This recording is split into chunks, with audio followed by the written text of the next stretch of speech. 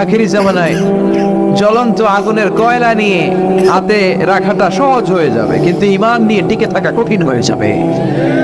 আপনি চাইলেও ভালো থাকতে পারবেন না, আপনি হকের কথা চাইলেও চলতে পারবেন না। ঝুঁকি আছে না নাই? গুম আছে না নাই?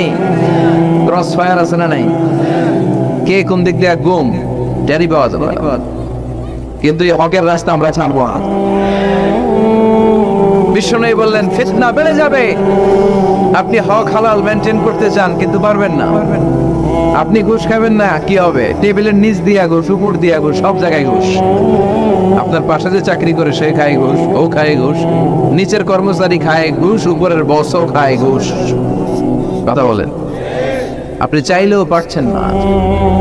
এজন্য বিশ্বনবী সবসময় দোয়া করতেন, আল্লাহ ফিতনা থেকে আমাদেরকে বাঁচাও। বিশ্বনবী পড়তেন আল্লাহুম্মা ইন্না নাউযু বিকা মিনাল ফিতান মা যাহারা মিনহা মা বাচান। হে আল্লাহ, প্রকাশ্য অপ্রকাশ্য সব ফিতনা থেকে তুমি আমাদেরকে বাঁচাও। চিল্লায় পড়েন আমিন। আওয়াজ করে আমার সাথে পড়েন আল্লাহুম্মা ইন্না নাউযু বিকা মিনাল ফিতান মা যাহারা মিনহা ওয়া মা বাচান। এর মানে হচ্ছে হে আল্লাহ, প্রকাশ্য অপ্রকাশ্য, দেখা যায় দেখা যায় না, এরকম সব ফিতনা থেকে তুমি আমাদেরকে বাঁচাও। তাহলে এই যে বিষ্ণুই বললেন কিয়ামতের আগে ফিতনা বেড়ে যাবে, এই আলামতটা সমাজে আছে না নাই? আমাদের আশেপাশে ফিতনা আছে না? আচ্ছা, এরপর বিষ্ণুই বলেন খুরুজ মুদ্দাঈন নবুওয়া, কিয়ামতের আগ দিয়ে ভণ্ড নবী দাবিদার বেড়ে যাবে। বুখারীর বর্ণনায় বিষ্ণুই বললেন ততক্ষণ পর্যন্ত কিয়ামত হবে না যতক্ষণ না 30 জন ভণ্ড নবী দাবিদার বেরোবে। ভণ্ড নবী দাবিদার, একটাও নবী না। কুল্লুহুম কাযযাবুন দাজ্জালুন, সবগুলো মিথ্যাবাদী, কাযযাব আর দাজ্জাল। বিশ্ব নবী হচ্ছেন সর্বশেষ নবী। আমার নবীর পরে আর কোন নবী আসবে? আমার রাসূলের পরে আর কোন রাসূল আসবে? এই কথাটা যারা মানবে না তার ঈমান থাকবে। মা কানা মুহাম্মাদুন আবা আহাদিম মির রিজালিকুম ওয়ালাকিন রাসূলুল্লাহি ওয়া খাতামান নাবিয়্যিন। মুহাম্মদ তোমাদের কোন ছেলেদের পিতা নয়, তিনি হলেন আল্লাহর রাসূল, তিনি হলেন শেষ রাসূল। খাতামান নাবিয়্যিন, সাইয়েদনা আদম থেকে শুরু করে নবী আসার যে ধারাবাহিকতা, এটা বিশ্ব নবীর মাধ্যমে এই চেইনটাকে কাট আপ করে দিয়েছে কে? আমার নবীর পরে কোনো নবী নাই। বিশ্ব নবী বলতেন লা নাবিয়্যা বা'দি ওয়ালা রাসূল, আমার পরে নবীও নাই, রাসূলও নাই, তবে লাউ কানা বা'দি নাবিয়্যুন লাকানা উমর, আমার পরে যদি কেউ নবী হতো আমার সাহাবী ওমর নবী হয়ে যেত। প্রভু তুমি বলেছ রাসূল দেবে না, বলনি দেবে না ওমর, বলনি দেবে না হামজা তারিক, খালিদ বিজয়ী সমর। প্রভু তুমি বলেছ রাসূল দেবে না, বলনি দেবে না ওমর, বলনি দেবে না হামজা তারিক, খালিদ বিজয়ী সমর। প্রভু তুমি বলেছ রাসূল দেবে না। সুবহানাল্লাহ পড়েন। ওমর ফারুক নবী হয়ে যেত, এমন কোয়ালিটি ছিল। আসাদুহুম ফি আমরিল্লাহি উমর, আল্লাহর আইন বাস্তবায়নের ক্ষেত্রে গোটা বিশ্বের মধ্যে সবচেয়ে শক্ত ছিলেন সাইয়েদনা ওমর। আর এই উম্মতের মধ্যে সবচেয়ে নরম দিলের ছিলেন সাইয়েদনা আবু বকর। আরহাম উম্মতি বি উম্মতি আবু বকর। তিনি যখন নামাজে দাঁড়াতেন, সালাতে দাঁড়াতেন, উনি যখন তেলাওয়াত শুরু করতেন, উনার কান্নার আওয়াজে তেলাওয়াতের আওয়াজ বুঝতে যেত। আর আমাদের নামাজে কান্না আসে? হ্যাঁ, নামাজে দাঁড়াইলেই সারাদিন যেটা মনে পড়েন ওটা নামাজে দাঁড়াইলেই মনে পড়ে। আছে না নাই? নামাজেও দাঁড়ায়, আবার বিপি হলে কি হইলো ওই টেনশন আছে না নাই? নামাজও পড়ে, আবার মাশরাফি কি আউট। এখন তো আবার উনি কি এমপি না, মাননীয় এমপি মাশরাফি। এমপি বললে কেমন যেন লাগে, শুধু মাশরাফি বলতে ভালো লাগে, কথা কম। তো উনি কি আউট নাকি ছক্কা, এই টেনশন গুলো আছে না নাই? এই তো আমাদের নামাজ। এই নামাজগুলো মিজানের পাল্লায় উঠালে কোনো ওজন হবে? কথা বলেন। বিশ্বনবী যখন সালাত পড়তেন, বিশ্বনবীর পা গুলো ফুলে, হাত্তা তাতাওয়াররামু কাদামা, টিউমার যেমনি ফুলে থাকে, বিশ্বনবীর পা গুলো ফুলে যেত। তাহাজ্জুদ পড়তে পড়তে দাঁড়িয়ে থাকতে থাকতে হাত দুইটা প্যারালাইজড হয়ে যেত, আর নাড়াতে পারে না। এরপরে তিনি হাত ছেড়ে দিতেন প্রশান্তির জন্য। এরপরে হাত ছেড়ে দিয়ে কেরাত পড়তেন। আবার যখন ভালো লাগতো আবার পড়তেন। সুবহানাল্লাহ পড়া। আলী কারামাল্লাহু ওয়াজহার পায়ের ভেতরে এক যুদ্ধে তীর ঢুকে গেল। এই তীর টেনে বের করা যায় না, তীর টান দিলে উনি চিৎকার মারে, জখম হয়েছে অনেক ভিতরে। বিশ্বনবী বললেন, আরে না বিসসালা ইয়া বিলাল, আপনি সালাত, বেলাল আজান দাও, নামাজ শুরু করুন। নামাজ শুরুর আগে আরেক সাহাবীরে বললেন, আলী যখন জামাতের কাতারে দাঁড়াবে, তুমি নামাজে না দাঁড়িয়ে আলীর পায়ের সামনে যে ওই পায়ের তীরটা টান দিয়ে বের করবা। সুবহানাল্লাহ পড়েন। একামত হলো, বিশ্বনবী সালাত শুরু করলেন। বিশ্বনবীর কথা অনুযায়ী ওই সাহাবী যে আলী কারামাল্লাহু ওয়াজহার পা থেকে টান দিয়ে তীরটা বের করে নিয়ে আসতেন, ফিনকি দিয়ে রক্ত বেরোলো, জায়গাটা রক্তে সয়লা, কিন্তু সাইয়েদনা আলী কারামাল্লাহু ওয়াজহার টেরই পায়নি। সালাত শেষ, উনি দেখেন পায়ের মধ্যে তীর নাই, রক্তের সয়লাব, যেখানে দাঁড়ালেন ওখানে খালি রক্ত। বিশ্বনবীরে বললেন, ও নবী আমার পায়ের তীর কই? বিশ্বনবী বললেন, আলী রে, আমি জানি তুমি যখন যায় নামাজের জন্য দাঁড়িয়ে যাও, দিন দুনিয়ার হুঁশ তোমার থাকে না, তোমার হৃদয়টা এখানে থাকে না, দেহটা এখানে থাকে, হৃদয়টা চলে যায় আল্লাহর আরশের উপরে। উনাদেরও নামাজ, আমাদেরও নামাজ। সাহাবারা যখন মরুভূমিতে নামাজ পড়তেন, মরুভূমির পাখিগুলো এসে সাহাবাদের মাথার উপরে বসে যেত। পাখিগুলো মনে করতো এগুলো মরুভূমির খেজুর গাছটা, সব কি হবে, কারণ নড়ে চড়ে না তো, আমাদের মতো এরকম দাড়ি চুলকা না, এরকম জামা ঠিক করে না, দাঁড়াইছে তো দাঁড়াইছে। সুবহানাল্লাহ পড়েন। তো ইবাদতে এরকম আন্তরিকতা, একাগ্রতার দরকার আছে না নাই? বিশ্বনবীর পরে কোনো নবী হবে না, কিন্তু বিশ্বনবী বলেন কিয়ামতের আগে এরকম অনেক ভণ্ড নবী দাবিদার বের হবে। বিশ্বনবীর সময়কালেই এক ভণ্ড নবী দাবিদার বের হয়েছিল, ওর নাম হচ্ছে মুসাইলামাতুল কাযযাব। এসে বলে, মুহাম্মদ আন-নবুওয়া নিসফুন লাকা ওয়া নিসফুন লি, তুমি একা নবী নও, নবুয়ত অর্ধেক তোমার অর্ধেক আমার, আমারটা আমারে বুঝায় দাও। বিশ্বনবী বললেন, তোরে বুঝায় দেবো? আনতা লাস্তা মুসাইলামা ফাকাত, আনতা মুসাইলামাতুল কাযযাব, আজ থেকে তুই শুধু মুসাইলামা না, তুই ভণ্ড মুসাইলামা, তুই মিথ্যাবাদী মুসাইলামা। বিশ্বনবীর পরে এরকম আলজেরিয়াতে অনেক ভণ্ড নবী দাবিদার বের হয়েছে। এই যে ভারতবর্ষের ইন্ডিয়া পাকিস্তান, এখানে পাঞ্জাব একটা এলাকা আছে, নাম শুনছেন? মির্জা গোলাম আহমদ কাদিয়ানি, এই বেয়াদবটাও নবুয়ত দাবি করেছে। নাউজুবিল্লাহ পড়তে পারলেন না? সে প্রথমে দাবি করছে আমি শেষ নবী, এরপরে সে দাবি করছে আমি ইমাম মাহাদি, এরপর সে দাবি করছে আমি ঈসা আল মাসীহ। এই ভণ্ডটার অনুসারী বাংলার জমিনে আছে না নাই? এদেরকে রাষ্ট্রীয়ভাবে কাফের হিসেবে আখ্যা দেওয়ার দরকার আছে না নেই? এত আন্দোলন হয়, এত কথা হয়, কিন্তু সরকারের টনক নড়ে না। এদেরকে রাষ্ট্রীয়ভাবে কাফের হিসেবে ঘোষণা দিতে হবে, সার্কুলার জারি করে চিল্লায় বলেন ঠিক কি না? এটা মুসলমান নয়, কারণ আপনি শুধু লা ইলাহা মানলে মুসলমান হতে পারবেন না, মুমিন হতে পারবেন না। বিশ্বনবীর উপর সাক্ষী দেওয়ার দরকার আছে না নেই?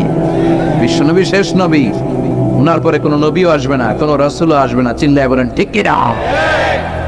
এই বেয়াদবটা পায়খানা করতে যায় টাঙ্কি ভাঙ্গা, ওই টাঙ্কিতে পড়ে মরছে।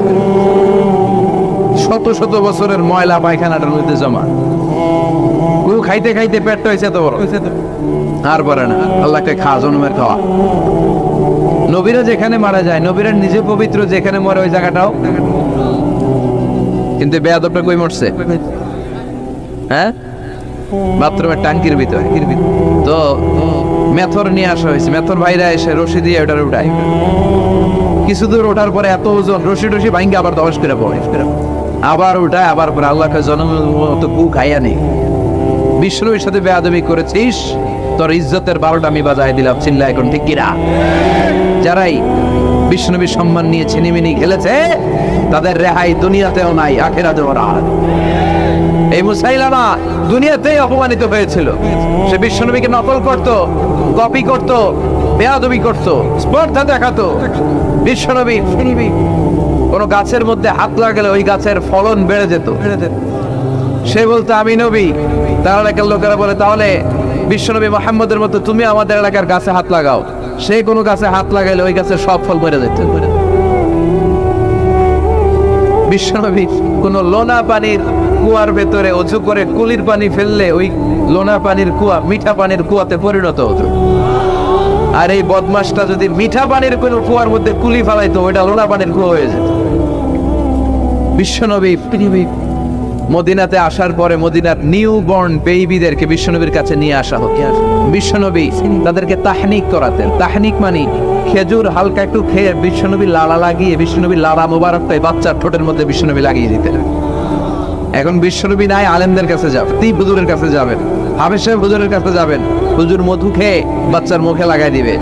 উনি যে সবসময় কোরআন পড়েন, ওনার সিনাতে যে কোরআন, ওইটার বরকত আছে না নেই? বিশ্বনবী তাহানিক করতেন, খেজুর খেয়ে ওই লালা মিশ্রিত খেজুর বাচ্চার মুখে লাগিয়ে দিতেন আর বাচ্চার মাথায় হাত তুলিয়ে দিতেন। বিশ্বনবীর হাত মদিনার যে সমস্ত নবজাতক বাচ্চাদের মাথায় লেগেছে, বাচ্চাদের মাথার চুল বড় করে দিয়েছে কে?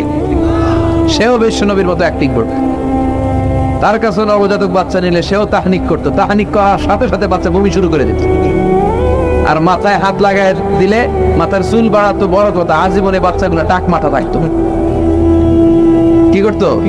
টাক মাথা। তার মানে বেয়াদবির পরিণাম, অপমান দুনিয়া থেকেই শুরু হয়ে যায়। তো বিশ্বনবী বললেন এই ভণ্ডদের আবির্ভাব শুরু হবে। আমাদের এই সমাজে ভণ্ড আছে না নেই?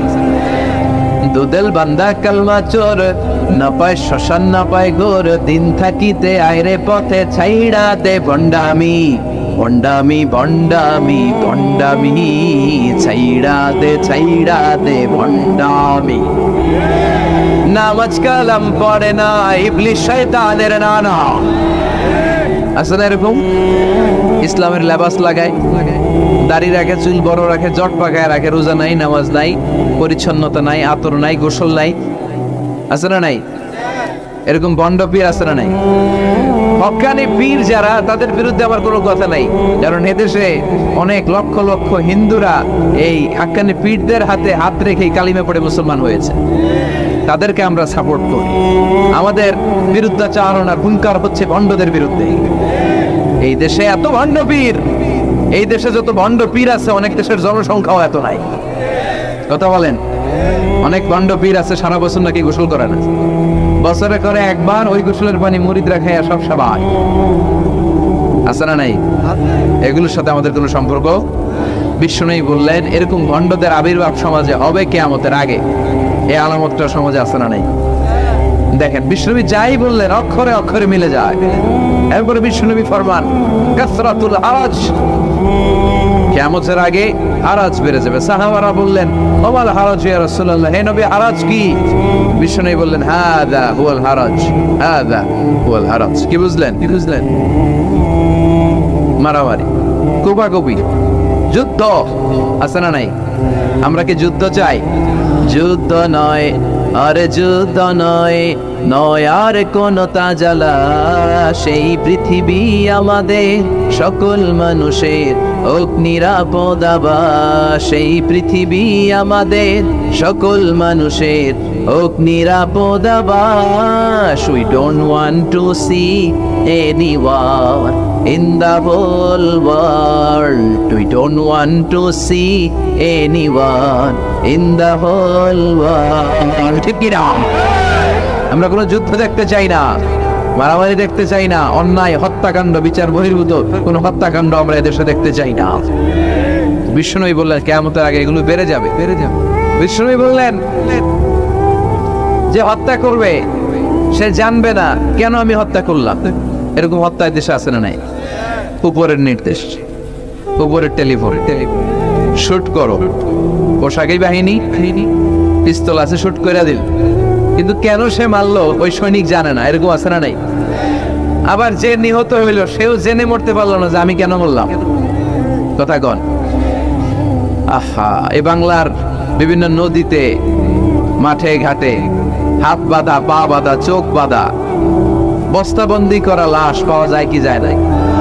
এই দুনিয়ায় তারা বিচার পায় নাই, কিন্তু এগুলোর বিচার আছে না নাই? এগুলোর বিচার যদি না থাকতো, the worldly life will be a joke. এই পৃথিবীটা একটা জোকিং হইতো, জোকিং। জোক করার জন্য আল্লাহ পৃথিবী বানায় না। যেগুলোর বিচার এই জমিনে আমরা পাই নাই, সেগুলোর বিচার আখিরাতে হবে। সেদিন হবে আসল বিচার, সেদিন হবে ফাইনাল খেলা। সেদিন হবে কি খেলা?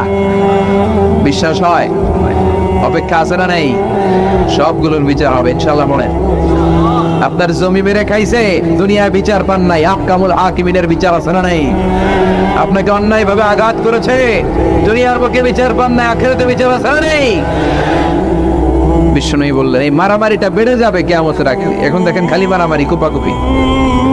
2 টাকার টেম্পু ভাড়া লইয়া একজন একজনের মেরা ফেলাইছে। কয় টাকা? নাউজুবিল্লাহ পড়বেন না। আল্লাহ এই ফিতনা থেকে তুমি আমাদের বাঁচাও।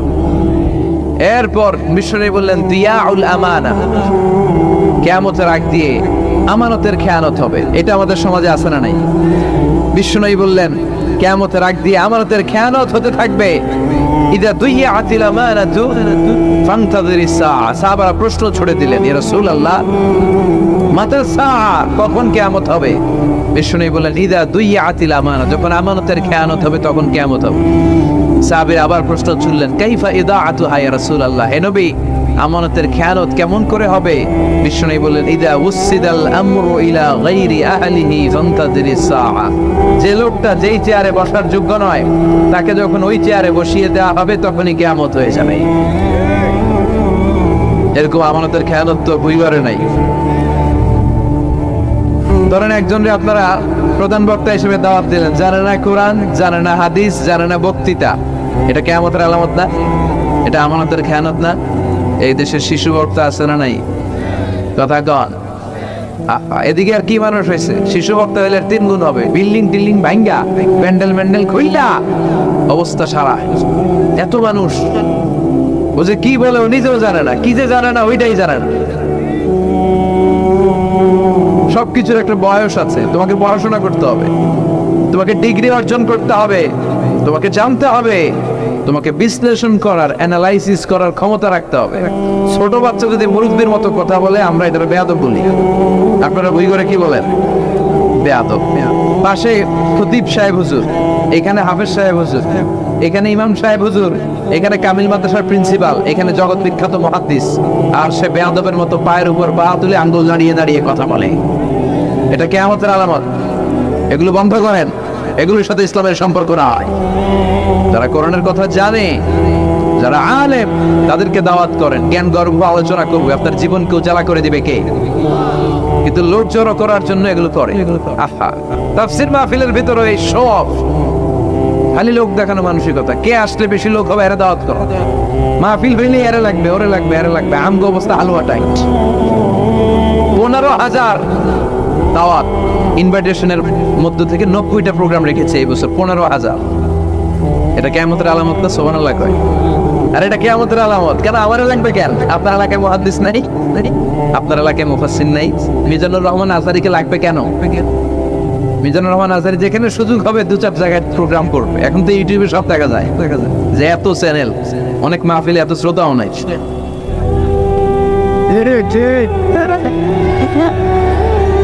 কথা কন। এখন কোথাও যেতে পারি না। আজকে এয়ারপোর্ট থেকে আসার পথে, এয়ারপোর্ট থেকে বের হইতে লাগতেছে আধা ঘন্টা। লোকজনের দাবি হচ্ছে হুজুর সেলফি তুলুন। সেলফি তুলবো, তাও বিভিন্ন অঙ্গভঙ্গি করে, এরকম মুখ বাঁকা করে, এরকম হাত বাঁকা করে। আমি বললাম কি স্টাইল? এটা গ্যাংনম স্টাইল। আছে না নাই? তো এগুলো লৌকিকতা যেন না হয়। এটা তো দিনের দাওয়াতের একটা সেক্টর, একটা প্ল্যাটফর্ম। এখানে উইগরের যিনি সবচেয়ে বড় খতিব সাহেব হুজুর, উনি আসলেই চলবে। বড় আলেম উনি আসলেই চলবে। পাবনা জেলার বড় আলেম পাবনায় কথা বলবে, আর অন্যান্য জেলার যদি সুযোগ হয়। কিন্তু এমন ভাবে এটারে আমরা একটা আক্রমণাত্মক জায়গায় নিয়েছি। একটা ডেটের জন্য মানুষ সিআইপি ভিআইপি দিয়ে ট্রাই করে, এটা ঠিক না। এই টেন্ডেন্সি থেকে আমরা যেন বেরিয়ে আসি। আমরা আমাদের দরকার ইখলাস। কি দরকার? ইখলাসের বড় অভাব। আবার মাহফিলে গেলে আমাদেরকে অনেক ক্রাইটেরিয়া দেয়, বলে হুজুর আপনার কিন্তু আজকে কাঁপাইতে হবে। আমি আসছি কোরআন থেকে কথা বলতে, এখানে কাঁপাকাঁপি হলে তো ভূমিকম্প হয়ে যাবে। কথা বলেন। আবার বলে হুজুর আপনার কিন্তু আজকে জমাই দিয়া যাইতে হবে। কি করতে হবে? জমাইতে হবে। তো এগুলোর সাথে ইখলাসের কোনো সম্পর্ক আছে? আবার বলে হুজুর কেউ যেন না ওঠে, আপনার কিন্তু ধরে রাখতে হবে। মানে আমনে করে সবাইরে ধরে রাখতে হবে, পাও ধরে থাকেন। এগুলোর সাথে হেদায়েতের কোনো সম্পর্ক, এজন্যই তো সমাজে হেদায়েত নাই। মাহফিলের পরে মাহফিল হয়, ফজরের নামাজটা ঠিক মতো হয় না। হেদায়েত শূন্য, হেদায়েত নাই, ইখলাস নাই। কি উদ্দেশ্যে শুনতেছি এটা যেন খেয়াল করে আমল করতে পারে, এই টেন্ডেন্সিটা নাই। আসুন আমরা একটু থামি, স্টপ, থামেন, অনেক হয়েছে, আর না। ইসলাম কি বলে, কি শিখাতে চায়, কি বুঝাতে চায়, ওইটা বোঝার চেষ্টা করেন, ওইভাবে মানার চেষ্টা করেন। কে কি বললো দেখার দরকার না, এত লোক জড়ো হওয়ার দরকার নাই। আজকে যদি চ্যানেল একটাও না থাকতো, 10 জন বসে যদি আমার কথা শুনতো, কোনো সমস্যা আছে? কথা বলেন। এজন্য হেদায়েতটা সবচেয়ে বেশি জরুরি, ইখলাসটা জরুরি, আল্লাহর প্রতি ভয়, আস্থা, ভালোবাসা, এটা বেশি জরুরি। আল্লাহ তুমি ইখলাস দিয়ে আমাদের হৃদয়টাকে পূর্ণ করো। তাহলে এই যে লোক যে চেয়ারে বসার যোগ্য না, ওই লোক যদি ওই চেয়ারে বসে, কিয়ামতের আলামত আছে না নাই? চেয়ারম্যান হওয়ার যোগ্যতা যদি না থাকে, যদি চেয়ারম্যান হয়ে যায়, হ্যাঁ, সাইয়্যিদুল কওমি খাদিমুহুম, নেতা হবে তারা যারা মানুষকে খেদমত করবেন। খেদমত করার জন্য 1.5 কোটি টাকা খরচ করে চেয়ারম্যান ইলেকশন করে, 5 কোটি টাকা। এগুলো কেন? এই ট্রেডিশন দেশে আসলো কেন? উনি টাকা খরচ করবে কেন? ওনার যা খাওয়া দাওয়া, সিগারেট খাওয়া লাগবে কেন? উনি তো আমাদের খাদেম হওয়ার জন্য আসছে। উনি জনপ্রতিনিধি হয়ে দাঁড়াবে, যাকে আপনারা পছন্দ করবেন ভোট দিবেন না। হাজার হাজার কোটি টাকা, শোডাউন, শো অফ আছে না নাই? কিয়ামতের আলামত। মসজিদের সভাপতির সাথে মসজিদের কোনো সম্পর্ক নাই, আছে না নাই? সব সভাপতিকে আমি এক পাল্লায় মেপে দিচ্ছি, বেশিরভাগের এই অবস্থা। ভালো 2-1 জন আছে, আমি জেনারেলাইজ করছি না। সভাপতি তো হবেন তিনি যার সাথে মসজিদের দরদ বেশি, মায়া বেশি, মসজিদে যায় বেশি, ঠিক কি? এখন বছরের না একবারে খুঁজে পাওয়া যায় না উনি সভাপতি, উনি সেক্রেটারি, উনি ক্যাশিয়ার, আছে না নাই? তার মানে উনি এখানে বসার যোগ্য ছিল না, ওনারে বসানো হয়েছে। যেই লোক যেই চেয়ারে বসার যোগ্য না, তারা যখন ওই চেয়ারে বসিয়ে দেওয়া হবে, বিষ্ণু বললেন তখনই কিয়ামত হয়ে যাবে। কিয়ামতের আলামত আমানতের খেয়ানত, এটা অনেক বড় বিষয়। আমার সম্পদ আছে, এই সম্পদটা আল্লাহর দেয়া, আমার কাছে আমানত। আমার শক্তি আছে, এই শক্তি আমানত। যুবক যারা আছো, তোমাদের যৌবনটা আল্লাহর দেয়া, তোমাদের কাছে সবচেয়ে বড় নেয়ামত এবং আমানত। তোমরা এখন চাইলে অনেক কিছু করতে পারো। তোমাদের একটা সদিচ্ছা তোমাদের এলাকাটারে জান্নাতি বানিয়ে দিতে পারে। তোমরা চাইলে সাগরের স্রোতকে পাল্টে দিতে পারো, বাতাসের গতিকে উল্টে দিতে পারো, তোমরা ইতিহাস রচনা করতে পারো। বিষ্ণুনবী যখন তোমাদের মতো যুবক ছিল, তিনি হালাফুন ফুদুল যুব সংঘ করেছেন। গানের কনসার্ট করে নাই, যাত্রাপালা করে নাই, নাচানাচি করে নাই। উনি হাতে হাত রেখে বলেছেন মক্কার বুকে কোনো টেন্ডারবাজি থাকবে না, মক্কার জমিনে কোনো চাঁদাবাজি থাকবে না, ধর্ষণ থাকবে না, মক্কার জমিনে কোনো দুর্নীতি চলবে না। যুবকদেরকে নিয়ে উনি এই কাজগুলো করেছেন। এখন একটার পর একটা আমানত আমরা খেয়ালত করে চলি। আমার সম্পদ আমার আমানত, আমার ছেলে মেয়ে আমার আমানত। আমার ছেলে কার সাথে মিশে, ও ডিশের কোন চ্যানেল দেখে, ও ইউটিউবে কোন সাইট ব্রাউজ করে, এটার ব্যাপারে কিয়ামতের দিন আমার জিজ্ঞেস করবে কে? কারণ এটা আমানত। যিনি চেয়ারম্যান, পুরো ইউনিয়ন পরিষদ তার কাঁধে আমানত। যিনি এমপি, ওনার এলাকায় কি ঘটে না ঘটে এটা খোঁজ খবর নেওয়া তার আমানত। মেম্বার অফ দ্য পার্লামেন্ট যিনি আছেন এই এলাকার, তার এলাকায় যদি ইয়াবার আড্ডা বসে, গাঞ্জার আসর বসে, এটার দায়ভার তিনি এড়াতে পারেন না। তার এলাকায় ধর্ষণ হলে এটার দায়ভার তিনি এড়াতে পারেন না। এটা তো আমানত। যিনি মন্ত্রী, পুরো মন্ত্রণালয় এটা তার কাছে আমানত। যিনি মাননীয় প্রধানমন্ত্রী, আমার 56,000 বর্গ মাইলের প্রতিটা ইঞ্চি মাটি তার হাতে আমানত। এটা অনেক বড় বিষয়। আর মুমিনের বৈশিষ্ট্য হচ্ছে ওয়াল্লাযীনা হুম লিআমানাতিহিম ওয়া আহদিহিম রাউন। যারা বিশ্বাসী, তারা কথা দিয়ে কথা রাখে আর আমানতের খেয়ানত করে। এজন্য আমানত পূর্ণ করতে রাজি আছেন? যেখানেই আমানত নষ্ট হবে সেখানেই কিয়ামতের ভয় আছে না নাই? দেখেন বিশ্বনবী কত চমৎকার করে দার্শনিকের মতো বলে গেলেন, যাই বলে গেলেন তার পুরোটাই সমাজের সাথে মিলে যায়। আমরা যেন আমানতের খেয়ানতকারী না হই, আমরা যেন আমানতকে সংরক্ষণ করতে পারি। আল্লাহ তুমি তৌফিক দাও। এরপর বিষ্ণু বললেন আত-তাতাউন ফিল বুনিয়ান, কিয়ামতের আগে বড় বড় টাওয়ার বানানোর প্রতিযোগিতা শুরু হয়ে যাবে। আছে না নাই? আজকে নারায়ণগঞ্জে ঢুকে, এটা যে নারায়ণগঞ্জ, এটা আমি চিনতেই পারতেছি না। এত সুন্দর হাইওয়ে, এত বিল্ডিং, বিশাল বিশাল টাওয়ার, আগে ছিল এগুলো? কথা বলেন। আরব বিশ্বে দেখবেন বুর্জ আল খলিফা, জমজম টাওয়ার, এই টাওয়ার ওই টাওয়ার, একটার পর একটা টাওয়ার। বিশ্বনবী বললেন কাবার পাশে যে পাহাড়গুলো আছে, শুনতেছেন? মনোযোগ আছে? কষ্ট হচ্ছে না তো? কাবার পাশে যে পাহাড়গুলো আছে, কাবার পাশে টাওয়ারের উচ্চতা যদি পাহাড়ের চেয়ে উঁচু হয়ে যায়, ফাআলাম ফাইন্নাল আমরা ক্বাদ আদাল্লাহ, জেনে রাখো কিয়ামত বেশি দূরে নাই, কিয়ামতের ছায়া তোমার উপরে ছায়া দিচ্ছে। এখন মক্কা শহরের পাহাড়ের চেয়ে হাইট বেশি এরকম বিল্ডিং আছে না নাই? কাবা ঘরের পাশেই তো একটা আছে, জমজম টাওয়ার, 120 তলা উঁচু। মক্কার ক্লক টাওয়ার 120 তলা, বিশাল বড় ঘড়ি লাগানো, এগুলো সব কিয়ামতের আলাদা। ওর 5 তলা, আমার লাগবে 10 তলা। ওর 2টা গাড়ি আছে, আমার লাগবে 4টা গাড়ি। ও তাহাজ্জুদ পরে আমারও তো পড়তে হবে, ওই টেনশন নাই। ওর মেয়ে হেজাব পরে, আমার মেয়েটারা হেজাব পরাবো, ওই চিন্তা নাই। ওর ছেলে নামাজে যায়, আমার গাঞ্জা খোট্টারও নামাজে বানাবো, এই টেনশন করে না। খালি সম্পদ কেমনে বাড়াবে, দুনিয়াবি চিন্তা। এই পৃথিবীটা একটা ধোঁকা। কুইগরের ভাইরা, এই পৃথিবীটা একটা ধোঁকা। একটু থামেন, sit down and think about death. মৃত্যু সম্পর্কে ভাবেন। The most certain thing in our life is death. আমাদের জীবনের সবচেয়ে সুনির্দিষ্ট নিশ্চিত বিষয়টা হচ্ছে মরণ। মরা লাগবেই, চলে যেতে হবে, ঠিক কিনা? তো এই দুনিয়ার মায়াজালে আটকে পড়ে আমরা আখিরাতকে, মৃত্যুকে বেমালুম ভুলতে বসেছি। বিষ্ণু বললেন কিয়ামতের আগে মানুষের টেন্ডেন্সি হবে, মানুষ বড় বড় ইয়াতাতাওয়ালুনা feel বুনিয়ান, people will start to compete constructing high rises building in the cities, সমাজে বড় বড় টাওয়ার বানানো শুরু করে দেবে। এটা আছে না নাই? এরপর বিষ্ণু বললেন যুহুরুন নিসা আল কাসিয়াত আল আরিয়াত আল মাইলাত আল মুমিলাত, কিয়ামতের আগে পোশাক পরিহিতা নেকেড উলঙ্গ নারীদের সংখ্যা বেড়ে যাবে। বুইগরে মাশাআল্লাহ সব পর্দা মেইনটেইন করে, আশা করি। হ্যাঁ, স্থানীয়রা পর্দা করে, আলহামদুলিল্লাহ, আল্লাহ তুমি কবুল করো। কিন্তু গোটা বাংলাদেশের দৃশ্য কি বুইগরের মতো? না, ভয়ঙ্কর। বিষ্ণু বললেন কাসিয়াত আল আরিয়াত আল মাইলাত আল মুমিলাত, পোশাক পরিহিতা উলঙ্গিনী, মানে বোরকাও পড়বে, বোরকাওয়ালি। তিনি বোরকা পড়েন কিন্তু টাইট ফিটিং বোরকা, আছে না নাই? তো এতে আপনি, আমার মায়েরা, আমার বোনেরা, আমি আপনাদেরকে সবসময় সম্মান দিয়ে কথা বলার চেষ্টা করি, একটু বোঝেন। এই যে আপনি টাইট ফিটিং এর বোরকাটা পরলেন, এতে লাভটা হলো কি? আপনার দেহের উঁচু নিচু ভাঁজ টের পাওয়া যায়, আপনার সৌন্দর্য প্রকাশ পেয়ে যায়।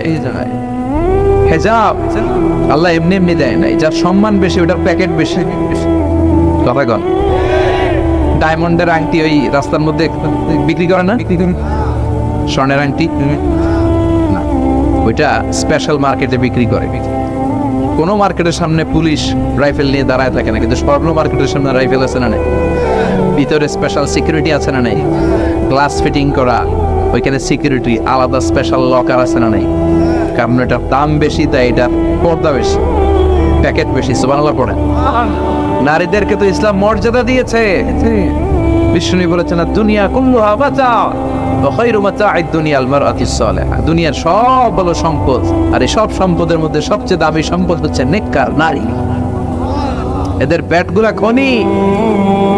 এই নেককার নারীগুলো যদি হেজাব মেইনটেইন করে, এই পেটগুলো থেকে আল্লাহ বেরোবে, নাজমুস সাকিব বেরোবে, কারি আহমদ বিন ইউসুফ আল আজহারি বেরোবে, বড় বড় মুফাসসিরে কোরআন বেরোবে।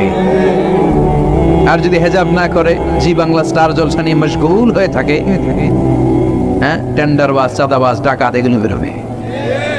ওজনে কম দিবে, খাদ্যে ভেজাল দিবে, মাছে ফরমালিন দিবে, গাঞ্জার টাকার জন্য লাথি মেরে মার এক মাঠ থেকে বের করে দিবে। এজন্য নারীরা, আমার বোনেরা, আপনারা অনেক সম্মানিতা, নিজেদের সম্মান সম্পর্কে সচেতন হন। এই হেজাব আপনার অধিকার, এই হেজাব নারীর অহংকার, হেজাব নারীর আভিজাত্যের প্রতীক, হেজাব নারীর রুচির প্রতীক। আপনার রুচিটা কেমন আপনার পোশাক দেখে বোঝা যায়। কথা কন, যে মেয়েটা হিপ হপ স্টাইলে চলাফেরা করে, গ্যাংনং স্টাইলে, এই মেয়েটারে ইপটিজিং করার সুযোগ আছে না নেই? কিন্তু যে হেজাব মেনটেন করে যেই নারীরা চলে, এদেরকে দেখলেই একটা সম্মান চলে আসে। কি ভুল বললাম? একটা সম্মান আসে না? আপনাদের সম্মানটা আপনারা রাখবেন। বিষ্ণু বললেন যুহুরুন নিসাল কাসিয়াতাল আরিয়াতাল মাইলাতাল মুমিন, কিয়ামতের আগে পোশাক পরিহিতা উলঙ্গিনী নারী বেরোবে। লা ইয়াজিদনা রিহাহা লা ইয়াদখুলনাল জান্নাতা ওয়া লা ইয়াজিদনা রিহাহা, এই নারীগুলো জান্নাতে তো প্রবেশ করবেই না, জান্নাতের ঘ্রাণও নাকে লাগবে না। ওয়া ইন্না রিহাহা তুজাদু মিন মাসিরাতি 500 সানা, আর জান্নাতের ঘ্রাণ 500 বছর দূরের রাস্তা থেকেও টের পাওয়া যায়। খেয়াল করে বুঝছেন, এখান থেকে জান্নাতে পৌঁছতে আরো 500 বছরের রাস্তা। কয় বছরের? এত দূরে থাকতেই জান্নাতের সুবাতাস এসে আপনার নাকে থাকতে লাগবে। সুবহানাল্লাহ পড়বেন না? এই নারীগুলো জান্নাতে যাবে না, জান্নাতের ঘ্রাণও পাবে না। এজন্য বাবা যারা এসেছেন সচেতন হন। আপনার মেয়ে চাইলেই যে কোনো ড্রেস আপনি তাকে কিনে দিতে পারেন।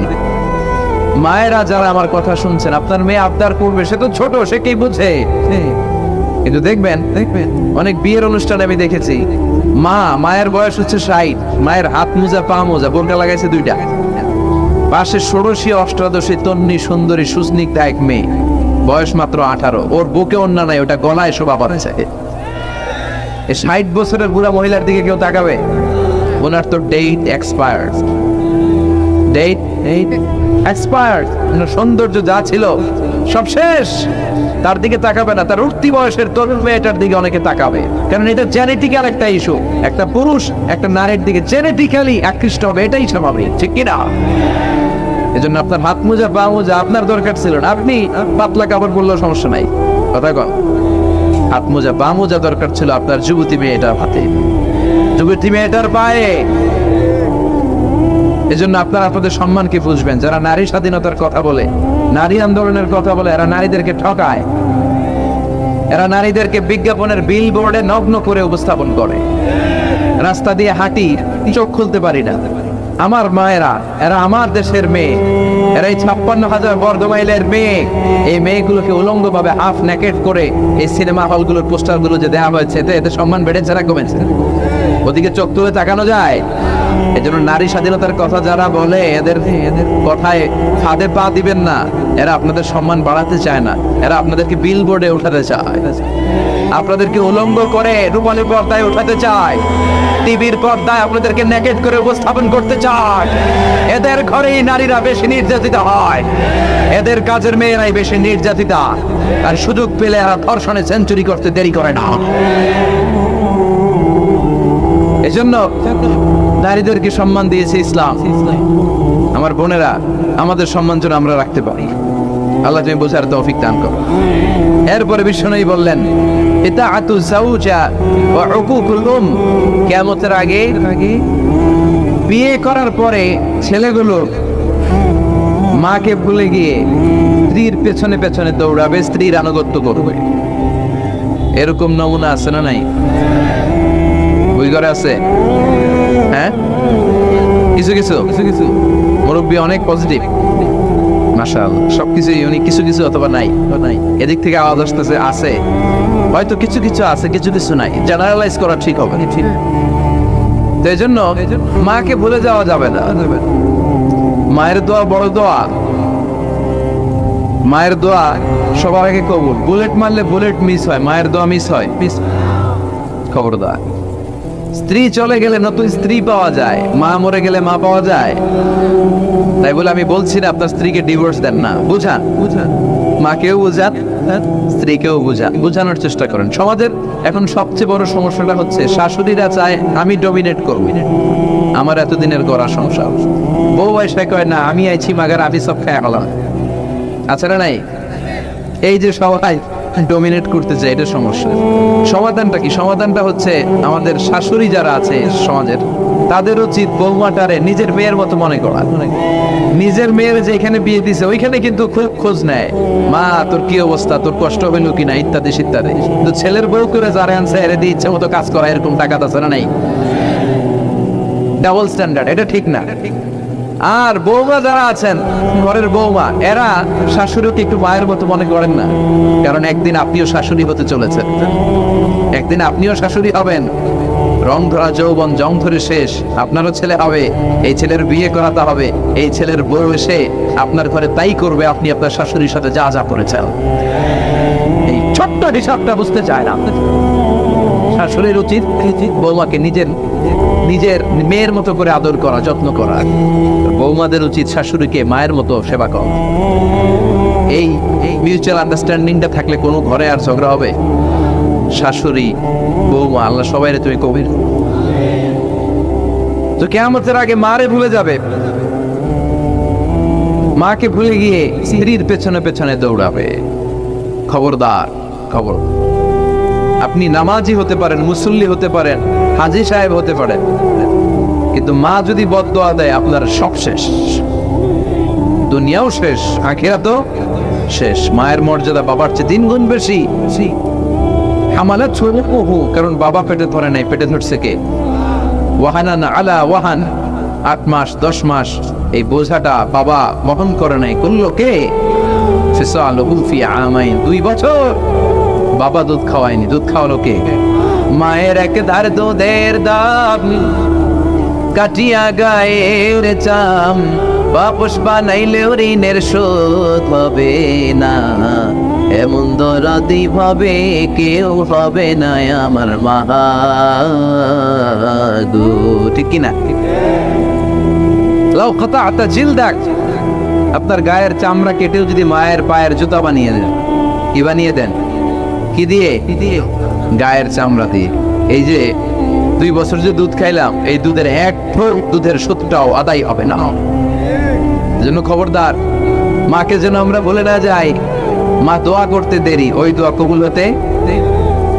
আমরা ছোটবেলায় যে কত কষ্ট দিয়েছি, সবচেয়ে বেশি কষ্ট যখন দিয়েছি মাকে, ওই স্মৃতিগুলো আমাদের মনে পড়ে না।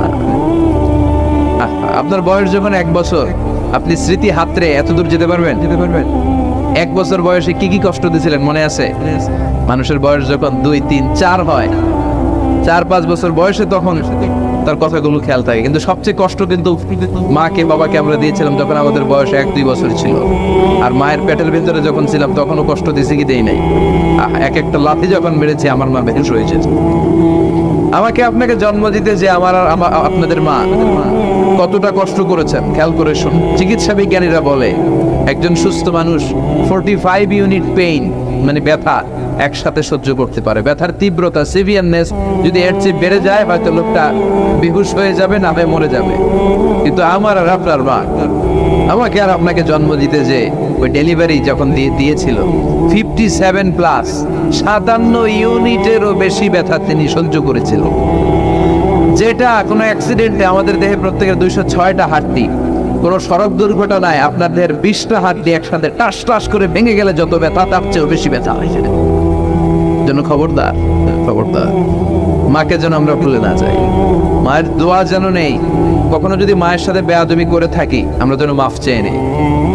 রাজি আছি তো যুবকেরা? রাজি আছি সবাই? আমরা সবাই মায়ের দোয়া নিব। মায়ের দোয়া ছাড়া কেউ জীবনে সফল হতে পারে? ভ্রূণতত্ত্ব, মায়ের পেটে বাচ্চা কিভাবে ডেভেলপ করে, কোরআন যা বলেছে, সায়েন্স তাই বলেছে। হিউম্যান অ্যানাটমি, মানুষের দেহের কার্যকারিতা কিভাবে কি কাজ করে, সায়েন্স যা বলেছে, কোরআন তাই বলেছে। ফিজিক্স বলে একটা কথা আছে, পড়েছো না তোমরা? পদার্থবিদ্যা, সায়েন্স যা বলেছে, কোরআন তাই বলেছে। জুওলজি, প্রাণীবিদ্যা, প্রাণী নিয়ে কোরআনে অনেক কথা, সায়েন্স যা বলেছে, কোরআন তাই বলেছে। সি সায়েন্স, সাগরের নিচে কি আছে, এই সিক্রেট অফ দ্য সি, এই আন্ডারগ্রাউন্ডে কি আছে, কোরআন যে তথ্য দিয়েছে, সায়েন্স বরাবর পুরোটাই স্বীকার করে নিয়েছে। চিল্লাই পড়ে সুবহানাল্লাহ। শুরুতে আমরা দেখি মহাবিশ্ব সৃষ্টি নিয়ে কোরআন কি বলেছে, আর বিজ্ঞান এই আধুনিক সময়ে এসে আমাদেরকে কি জানালো।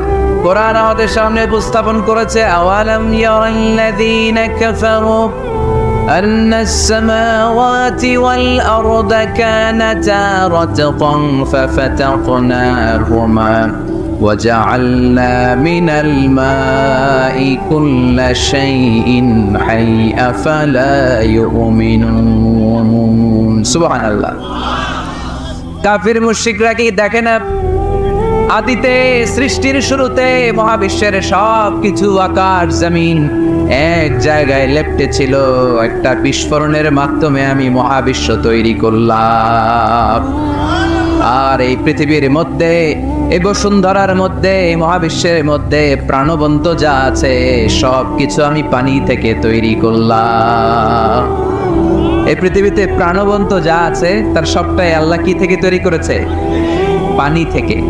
এটা হচ্ছে কোরআনের থিওরি, যার প্রাণ আছে ওইটা তৈরি হয়েছে পানি থেকে। বিজ্ঞান এসে এটাই স্বীকার করেছে। বিজ্ঞান বলেছে এই পৃথিবীর প্রথম যে প্রাণ, এটা পাওয়া গিয়েছে পানিতে। ওই প্রাণের নাম দিয়েছে তারা অ্যামিবা।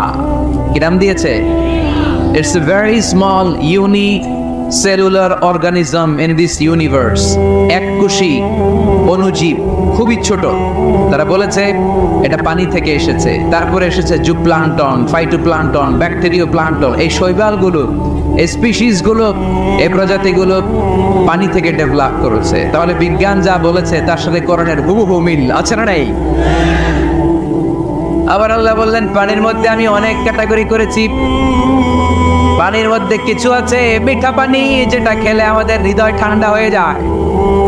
আবার পানির মধ্যে কিছু আছে লোনা পানি, যেটা মুখে তোলা যায় না, ঠিক কিনা?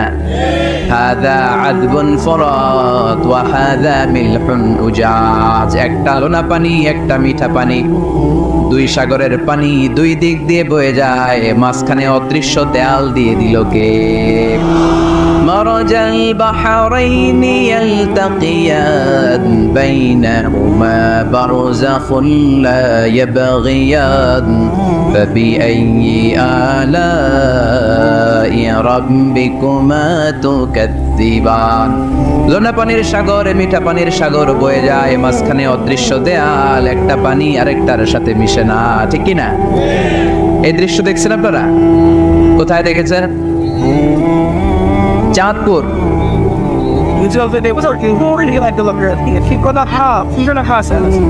অনেক জায়গায় আছে, বাংলাদেশে আছে কয়েক জায়গায়, শীতলক্ষাতে আছে, আর শীতলক্ষায়, চাঁদপুরে। এরপরে আমি দেখে এসেছি নীল নদ আর লোহিত সাগরের পানি বিশাল। অবাক লাগে না? সুবহানাল্লাহ কইবেন না? একটা লবণাক্ত আর একটা মিঠা, দুইটাই তো পানি, মাঝখানে ব্যারিকেড দিল কে? আল্লাহু আকবার। কেন মিশে না? একটা পানির ডেনসিটি হাই আর একটা লো, একটা টেম্পারেচার হাই আর একটা লো। বলে যদিও পানি, একটার সাথে আর একটা মিশে না। এই কারিগরটা কে? তার মানে বিজ্ঞান যা বললো কোরআন হুবহু তাই বলেছে। একটা লোনা পানি আরেকটা মিঠা পানি, একটার সাথে আরেকটা মিশে না। আবার আমাদের এলাকাগুলোর ভেতরে, জেলাগুলোর ভেতরে, থানাগুলোর ভেতরে আল্লাহ লোনা পানির নদী দেয় নাই, ওইখানে দিয়েছে মিঠা পানির নদী। কারণ আমাদের এলাকার ভেতরে, গ্রামের ভেতরে লোনা পানির যদি নদী হতো, আমাদের গাছপালা একটাও টিকতো না, ঠিক কিনা?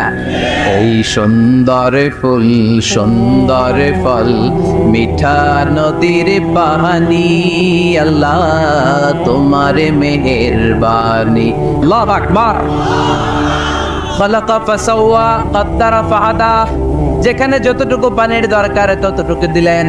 পেঁয়াজের ভেতরেও পানি দিলেন, রসুনের ভেতরেও পানি দিলেন, ক্ষীরার ভেতরেও পানি দিলেন, তরমুজের ভেতরেও পানি দিলেন, আবার ডাবের ভেতরেও পানি আছে না নাই? আন্না সাবাবনাল মাআ সাব্বা। যতটুকু ঢালা দরকার ততটুকু দিছে। আল্লাহু আকবার। পেঁয়াজের ভেতরে যতটুকু সিক্ততা, তরমুজের ভেতরে ততটুকু না। তরমুজের ভেতরে যতটুকু পানি, আপেলের ভেতরে ততটুকু না। আবার আমড়ার ভেতরে যতটুকু পানি, আমের ভেতরে ততটুকু না। সুবহানাল্লাহ। আন্না সাবাবনাল মাআ সাব্বা। এই পানিটা H2O, হাইড্রোজেনের দুইটা মলিকিউল আর অক্সিজেনের একটা মলিকিউল। কি আজীব কথা! দুইটাই গ্যাস, দুইটাই কি? কিন্তু দুই গ্যাস একসাথে মিলাইলে পানি হয়ে যায়। আল্লাহু আকবার। এজন্য আল্লাহ বললেন ওয়াজআলনা মিনাল মাই কুল্লা শাইইন হাই। পানি থেকে আমি প্রাণবন্ত সব কিছু বানালাম। এই পানির অপর নাম জীবন। আবার যদি পানি বেশি হয়ে যায় তখন মরণের সম্ভাবনা আছে না নাই? বন্যা এই দেশে হয় কি হয় না? নূহ আলাইহিস সালামের উম্মাহকে অবিশ্বাসের কারণে, গাদ্দারের কারণে আল্লাহ এই প্লাবন দিয়ে, পানি দিয়ে শেষ করে দিয়েছে। এজন্য পানি দেখলেই এটা যে বাঁচার কারণ, বাঁচার মাধ্যম এমনটা নয়। এই পানি দিয়ে আল্লাহ ওদেরকে শায়েস্তাও করতে পারেন, পানিশমেন্টও করতে পারেন, শাস্তিও দিতে পারেন, আযাব আর গজব দিয়ে তলিয়েও দিতে পারেন, ঠিক কিনা? ওয়াজআলনা মিনাল মাই কুল্লা শাইইন হাই। প্রাণবন্ত সব কিছু আমি পানি থেকে বানালাম। আবার কোন কোন জায়গার পানির মধ্যে এত লবণ আমি দিয়ে দিলাম, সেখানে কোনো কিছু বাঁচে না। আছে না নাই? জর্ডানে একটা সাগর আছে, নাম ডেড সি। নাম শুনছেন? আজকে বাড়িতে যে গুগল করবা, Dead Sea located in Jordan লিখলে চলে আসবে। আরবিতে বলে আল বাহরুল মাইয়িত, মৃত সাগর, কিছু বাঁচে না। লবণের ঘনত্ব এত বেশি, আপনার ছোট্ট বাচ্চাটার ওই সাগরে ফেলে দিলে ও ডুববে না। কারণ আপনার বাচ্চা যতটুকু জায়গা নেবে পানিতে, তার চেয়ে বাচ্চার ওজন কম। পানির ওজন বেশি, এজন্য কিছু ডুবে না। ওখানে মাছ হয় না, ওখানে শ্যাওলা জন্মায় না, ওখানে কাঁকড়া নাই, চিংড়ি নাই। কারণ লূত আলাইহিস সালামের কওমের লোকেরা হোমোসেক্সুয়ালিটি প্র্যাকটিস করতো, সমকামিতা, পুরুষে পুরুষে বিয়ে। এই আওয়াজ এখন বাংলাদেশেও ঢুকার চেষ্টা করতেছে। তাওহীদপন্থী মুসলমানদেরকে সচেতন হতে হবে। ওয়েস্ট থেকে কিছু আসলেই, ইন্ডিয়া থেকে কিছু আসলেই আমার দেশে ঢুকতে দেওয়া যাবে না। চিল্লায় বলো ঠিক কিনা? অনেকে মনে করে আমেরিকা থেকে কালচার আসলো, পোশাক আসলো, এটাই মনে হয় মডার্ন। ইন্ডিয়া থেকে নতুন পোশাক আসলো, এটাই মনে হয় মডার্ন। নো, ইসলামের চেয়ে মডার্ন, আধুনিক গোটা বিশ্বে দ্বিতীয় কিছু নাই। চিল্লায় বলো ঠিক কিনা? এজন্য সাবধান। এদেশে অলরেডি একটা অর্গানাইজেশন হয়েছে, রেইনবো, রংধনু। এরা ছেলে ছেলেতে বিয়ে করতে চায়, মেয়ে মেয়েতে বিয়ে করতে চায়। আমরা তাওহীদি জনতা বেঁচে থাকতে বাংলার জমিনে এটা হতে দেব না। চিল্লায় বলো ঠিক কিনা? ওয়াজআলনা মিনাল মাই কুল্লা শাইইন হাই, পানি থেকে প্রাণবন্ত সব কিছু তৈরি করলো কে? আবার আল্লাহ বললেন, কাফেররা কি দেখে না আকাশ জমিন সব একসাথে ছিল, মহাবিস্ফোরণের মধ্য দিয়ে আমি মহাবিশ্ব তৈরি করেছি। এই বিস্ফোরণটার নাম কি বলতো? Big bang. মাশাআল্লাহ, কেমন শ্রোতা দেখছেন? সায়েন্সের সবকিছু নিয়ে বসছে আজকে। Big bang. স্টিফেন হকিং একটা বই লিখেছে, a brief history of time. সেখানে সে যে তথ্য দিয়েছে কোরআনের সাথে very similar to the concept of Stephen Hawking.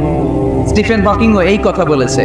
সে বলেছে মহাবিশ্ব সৃষ্টির আগে সবকিছু একটা অণুর ভেতরে ছিল, হাই সিঙ্গুলারিটি, সবকিছু এক জায়গায় ছিল। এক বিশাল আওয়াজের মাধ্যমে এক বিস্ফোরণে মহাবিশ্ব সৃষ্টি হলো। ওই আওয়াজটার নাম ছিল কুন। আওয়াজটার নাম ছিল কি?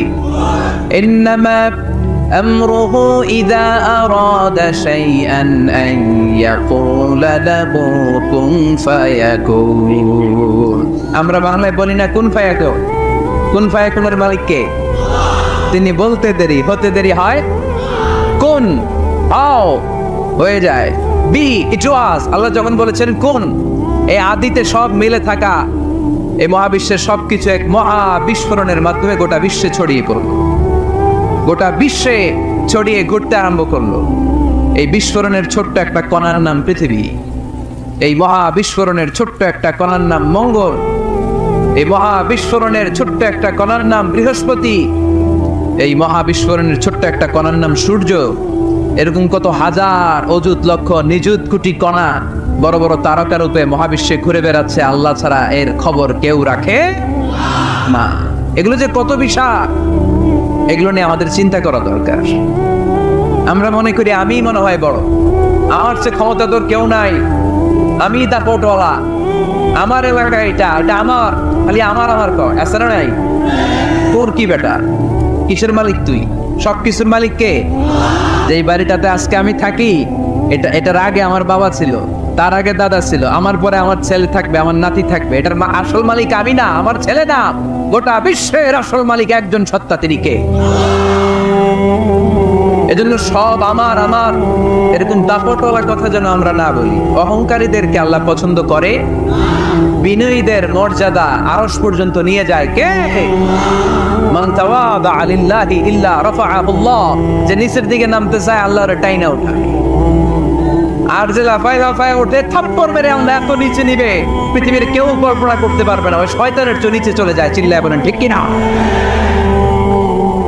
এজন্য অহংকার যেন আমরা না করি, দাম্ভিকতা যেন না দেখে। আমরা যেন একটু চিন্তা করি, এই যে বিস্ফোরণের মাধ্যমে গোটা বিশ্ব সৃষ্টি হলো, এটার তুলনায় কত ছোট্ট আমি, কত ক্ষুদ্র আমি। আমরা আজকে এই প্যান্ডেলে মাতোয়াইলে বসে আছি, তাই না? মাতোয়াইল তো ইউনিয়ন নাকি? কোন থানায় পড়ছে? যাত্রাবাড়ি। যাত্রাবাড়ি হচ্ছে ঢাকার একটা থানা। এই যাত্রাবাড়ির মধ্যে এটা একটা ইউনিয়ন। এই প্যান্ডেলটাই কি মাতোয়াইল ইউনিয়ন?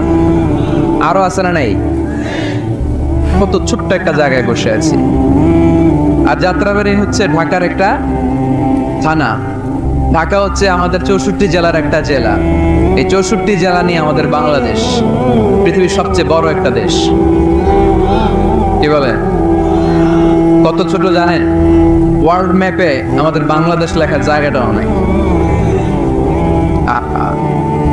BA পরে ইন্ডিয়ার উপরে, এনজি পরে বাংলাদেশের উপরে,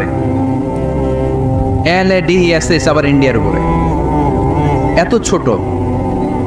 আমাদের প্রতিবেশী দেশ ভারত আমাদের চেয়ে অনেক গুণ বড়, রাশিয়া প্রায় 100 গুণ বড়।